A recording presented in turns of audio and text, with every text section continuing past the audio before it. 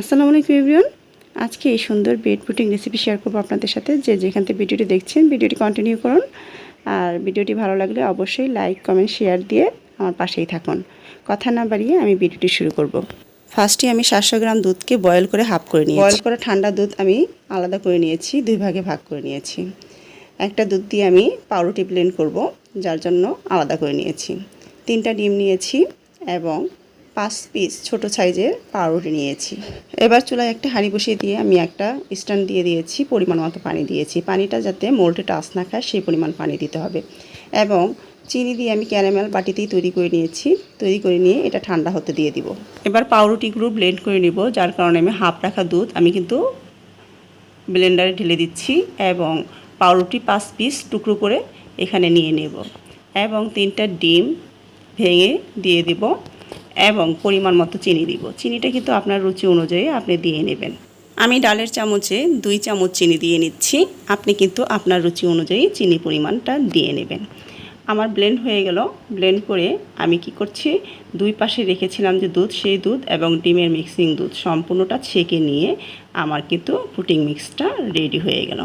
এখন আমি ঢেকে দিয়ে চুলায় বসিয়ে দেব 40 মিনিটের জন্য। পুডিংটা বসিয়ে দিয়ে হাঁড়ির ঢাকনাটা চাপ দিয়ে বসাতে হবে, যাতে করে বাতাসটা না বের হয়।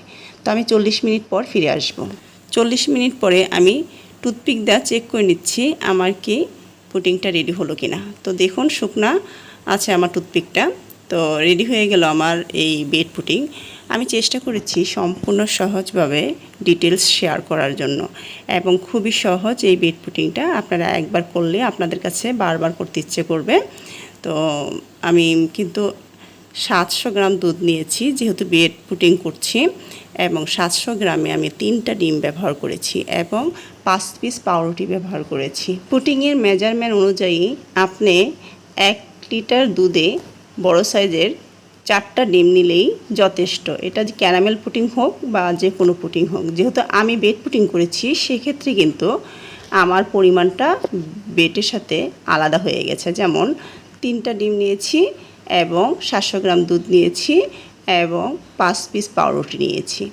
তো আমার রেডি হয়ে গেল ব্রেড পুডিং। আশা করি ভিডিওটি আপনাদের অনেক ভালো লেগেছে। ভালো লাগলে লাইক কমেন্ট এবং শেয়ার দিয়ে আমার পাশেই থাকবেন।